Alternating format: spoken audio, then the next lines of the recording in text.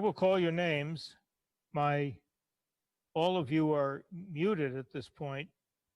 As I call your names, my staff will unmute you, and you will please say here, present, or whatever you wish to say to indicate that you're with us. So, starting out with Sarah Lynn Allaire. Here. Thank you. Laura Baines Walsh, I'm sorry. Here. Eileen Berger.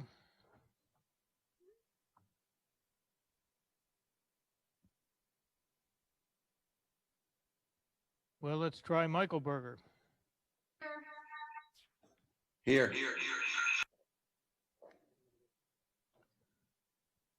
Lauren Bernard. Here. Lisa Cunningham. Here. Suzanne Federspiel. Here. Jane Flanagan.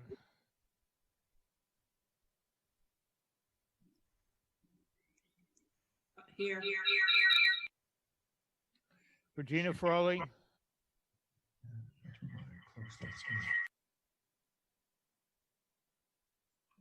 I'm here. Thank you. David Gasach.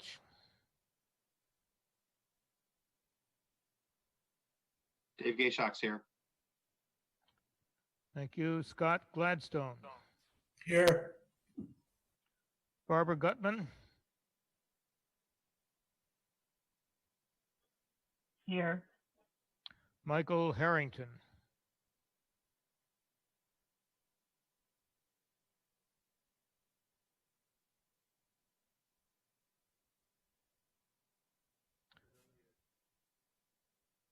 Elisa Jonas. Here.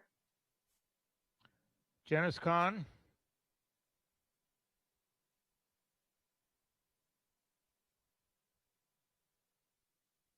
Here. Christine Knopf.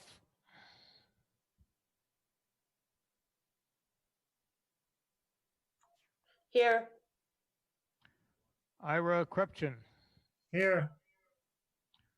Judy Leichner. Here. Jocelyn Murphy. Present. Richard Nangle. Here. Mary Ellen Norman. Here. Susan Park. Here. David Perlman. Here. Harriet Rosenstein. Here. Paul Sainer.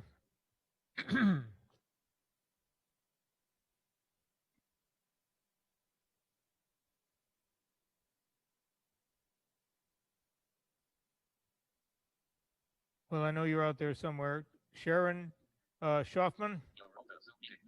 Here. Present, sorry. Okay, got it. Nathan Spritz.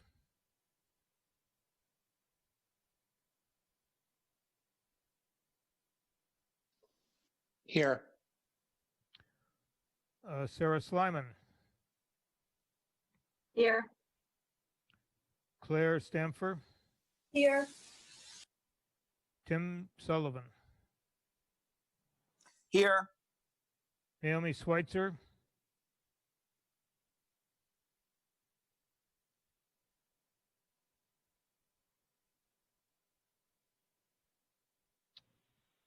Carolyn Thal.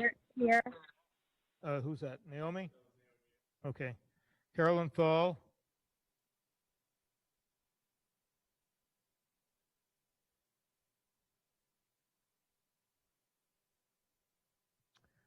Cornelia Vanderzeel. Here. Davis Wimberly. Here. Henry Winkleman. Here. Tommy Vitolo, Present. anyone else check in?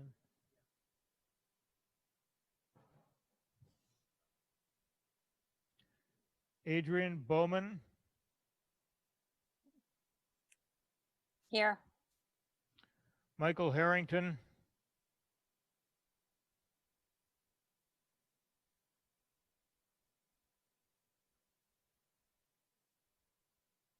anyone else? Julie Jetty, Here.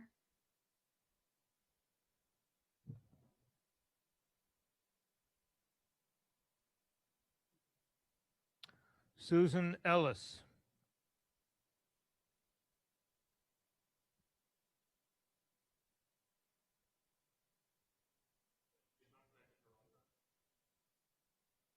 is she on the phone?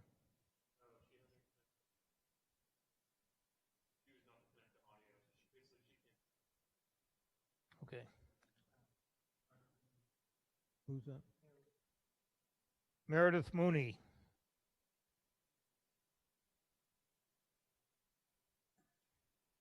Present. that's it. Okay, the second portion of our program is that I'm going to call on Ben Franco, who is your chat monitor, and Ben is going to explain to you in some detail things that you may already know about the Zoom platform, but I'd appreciate your paying attention to his explanation because it's important that you understand how to navigate around this platform. So I'll turn it over to Ben, and we'll get back to me after his presentation. Thank you. Thank you, Mr. Moderator. If the moderator did not read your name during the roll call that just concluded, please send the chat monitor account a message so you get credit for attending tonight's practice session. I'm going to walk through some of the functionality of Zoom and tell you how to navigate around the platform. If you have any questions about topics I discuss or don't discuss, you'll have an opportunity to ask those questions during a question and answer period later in this practice session. As you just experienced, by default, your microphone will be muted and you will be unable to unmute yourself until the support staff for this meeting gives you permission to do so. When it's your turn to speak, you'll see a prompt on your screen asking you to unmute yourself, and you need to complete the unmuting process by clicking the Mute Unmute button at the far bottom left-hand side of the screen. Immediately to the right of the Mute Unmute button is the Start Stop Video button. This button allows you to turn your video camera on and off. If you're comfortable doing so, and if your internet bandwidth and technology allows, you may turn your camera on. The moderator will be enforcing the usual prohibition on the display of political signs and oversized political badges. As a reminder, if your camera is on, it will broadcast everything it captures to those present in this meeting. Please be mindful of this. The participant button, immediately to the right of the Start Stop Video button, allows you to see the name of everyone present in the meeting.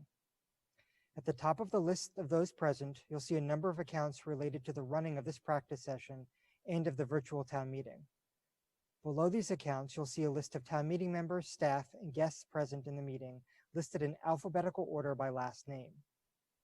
Next to each name, you'll see information about who a town meeting member represents, a precinct number, or the letters AL to denote at-large status, or that the person is a guest in the meeting. A guest might be a non-town meeting member presenter on a warrant article or town staff. As an example of this meeting naming convention, you might see a town meeting member appear as Obama Michelle P1. Finally, immediately to the right of the participants button, you'll see the chat icon. You can access the chat feature by clicking this button. During town meeting, you will only be able to chat with the chat monitor. This means you'll be unable to chat with other town meeting members individually or as a group. So please do not use the chat feature to try and broadcast your views on a particular article to your colleagues. During town meeting, the chat feature should be used for two purposes. One, to get in line to address town meeting, akin to lining up at the microphone during an in-person town meeting session. Your request could, for example, be to ask a question. Or the second reason to use the chat feature would be to raise a procedural point. For example, to call the question or to raise a point of order. The moderator can expand on this during the question and answer portion of the training session, but motions will not be accepted via the chat feature. All motions must be submitted in advance of a town meeting session. Finally, please do not use the chat feature to make requests for technical assistance or to make comments about warrant articles or to engage in any side conversations with the chat monitor. If you do require technical assistance, please contact ithelp@bu.edu or call 617-353-4357 and identify yourself as a Brookline Town Meeting member. In order to join the town meeting in late June, you'll need to complete a registration process similar to the process you completed to join this practice session. The registration process is critical to helping those of us running the virtual town meeting keep track of attendance and to accurately record all votes. As the meeting approaches, you'll be emailed a link to a registration page that looks similar to what appears on this slide. While the information requested on the registration page is straightforward, I have a few requests that you keep in mind when you register. First, put your last name and either the letter P in your precinct number, the letters AL to denote at-large status, or the word guest, whichever pertains to you, in the last name field as shown on this slide. Again, this will help accurately capture individual town meeting members' attendance and voting. Second, we request that you enter your name as it appears in the town meeting directory or as it appears in town records. This again will help maintain an accurate meeting record. Third, we ask that you use an email address that you'll have easy access to. It'll become apparent why in a moment. And four, and specific to those town meeting members who reside together, please use separate email addresses when registering, or your second registration with the same email address will override the first. For those of you who will be registering using a mobile phone or a tablet, your registration screen will look like this. Shortly after you click the registration page, you will be emailed the confirmation of your successful registration. The email subject will look similar to what is shown on this slide. The email will go to the address you entered during the registration process. Again, please use an email address that you will have easy access to when it comes time to join the virtual town meeting. If you do not receive an email shortly after completing the registration process, please check your junk, clutter, and spam folders. If you have a problem, please contact ithelp@bu.edu or call 617-353-4357 and identify yourself as a Brookline Town Meeting member. On the day of a town meeting session, you'll receive an email that contains the link to that evening's meeting. The email will be sent to the email address that you supplied during the registration process. The email's contents will look similar to what you see on the screen. After receiving the email and the link to the meeting, please store it in a safe place that will be available to you when it comes time to join that night's session of town meeting. When it comes time to join the meeting, you'll need to click on the link contained in the email, circled here. You'll be directed to a waiting room where a member of the meeting staff will need to verify you. The verification process could take a few minutes depending on how many of your colleagues are trying to join the meeting at the same time as you. If you are able, we ask that you join the meeting as early as 6 p.m. on a night of town meeting to help prevent a last-minute rush to gain access. If you join early, you may leave Zoom running in the background of your computer while you complete other non-town meeting related personal tasks. Thank you very much, Mr. Moderator. Okay, let me amplify a couple of Ben's comments. It's important when you use the chat line to communicate with the chat monitor that you not only type in your name, but the purpose for which you are seeking to be recognized. And there's a difference between asking to be recognized for a procedural point, like a point of order and a calling the question, and if you are doing that, I will call on you immediately and you'll jump the queue. Otherwise, just say question. And remember, please, not to use the chat line for any purpose other than to request to the chat monitor that you be recognized by the moderator. A word about amendments. Ben said that amendments have to be posted ahead of time. Well, that is true to a point. We ask that you make every effort to include amendments in the supplemental mailing at the latest. There were no amendments included with the combined reports mailing, which you all should get either tomorrow or the next day if you haven't received it already. So do your best to get your any amendments or other motions that you wish to make under the articles that will be before you into the supplemental mailing. Now, you will not, in all likelihood, see the advisory committee proposal, its main motion under the budget article, until the supplemental mailing. So I've made a couple of rulings to accommodate you to the extent possible under these fraught circumstances. One is that I will ask town meeting to defer consideration of the budget article until Wednesday night to give you an extra day to absorb what's in the motion and decide whether you want to react to it in any fashion. And the second thing is I will not require that amendments of the budget article be included in the supplemental mailing, so long as they're sent to the selectman's office of the select board in time to be posted to town meeting members at least 24 hours before the session at which the amendment will be made, which will be Tuesday evening at 7 o'clock. That's the best we can do under these difficult circumstances. The advisory committee has had only a couple of days to consider the town administrator's revision of the budget based on some fiscal and revenue realities that are peculiar to our situation here. So, and finally, you heard Mr. Franco tell you what to do if you're unable to log into the meeting or having difficulty with your electronic connection to the meeting. That is to contact the BU help desk. Well, without the BU help desk and the BU staff, we wouldn't be holding this meeting.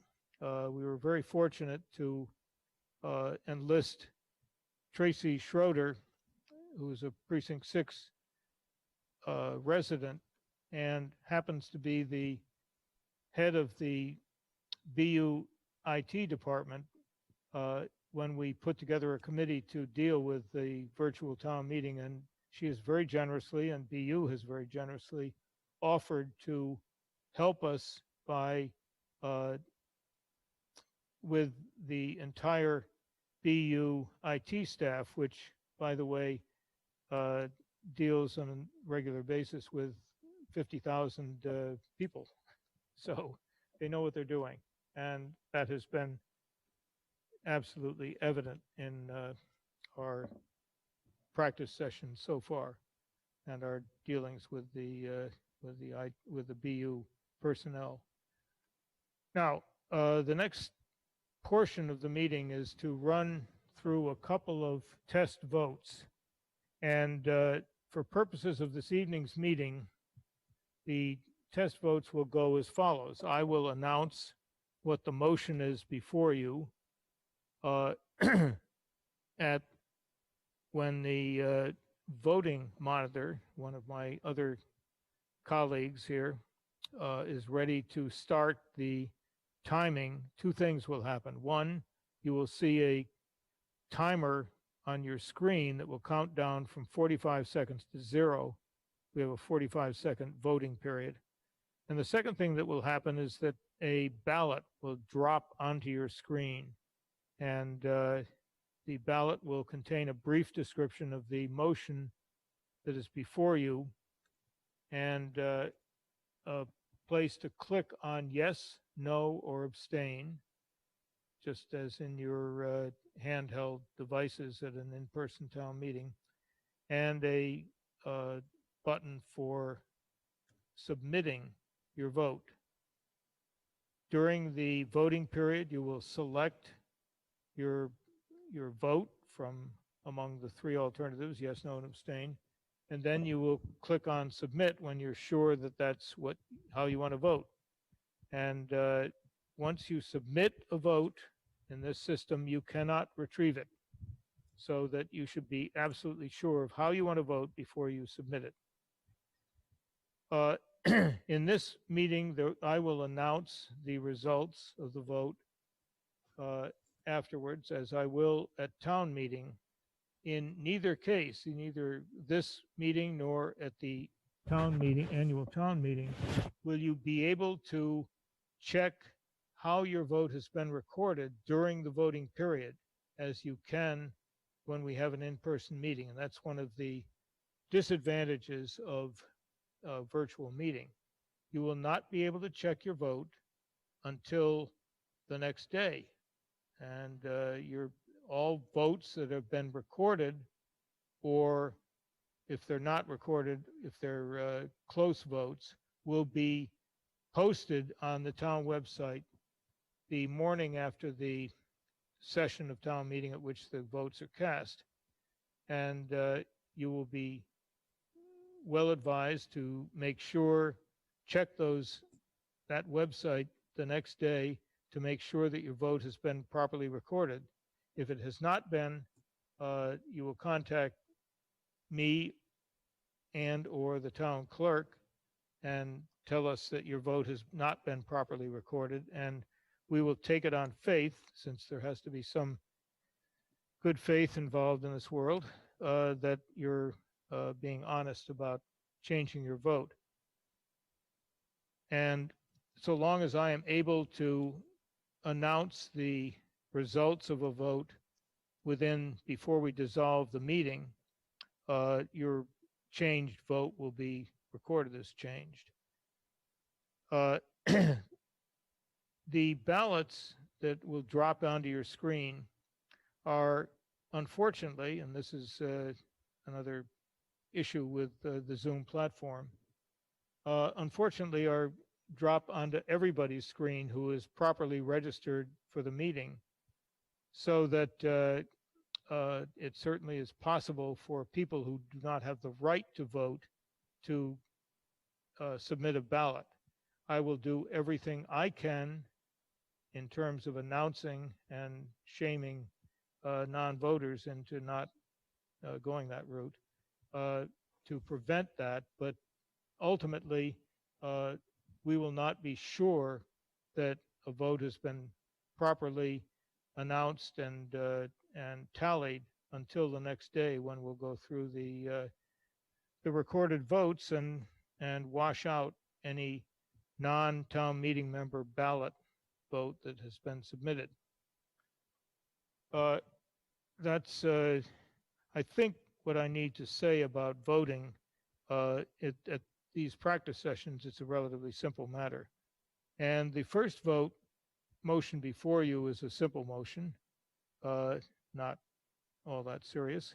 It is a motion to recommend that the town purchase Tom Brady's Brookline residence for not more than $40 million. And if you're in favor of that proposal, then click on yes. If you're opposed, click on no. If you abstain, click on abstain. And whenever you're ready.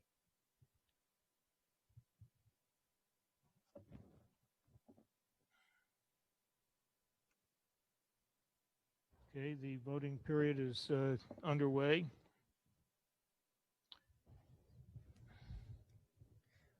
Folks, you're saying the volume isn't that loud.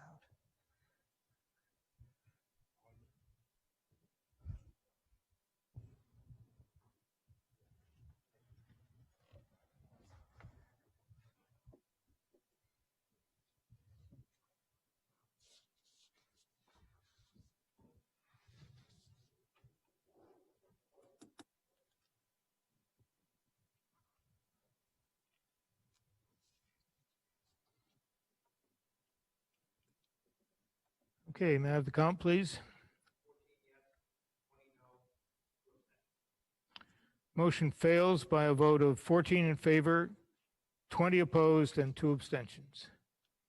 The second motion that I'd like you to vote on this evening is a little more serious. It really consists of a straw vote to determine the degree of support for this proposal, which is to approve the postponement of all articles in the warrant for the annual town meeting other than Articles 3 through 16, 18, 19, and 25 until the next town meeting. That's a proposal for postponement that's been approved by the Select Board and the Advisory Committee, and its purpose is to reduce the agenda for this meeting, which of course is going to be a virtual town meeting, and we would be hard put to deal with a 41, 42 article warrant in any reasonable amount of time.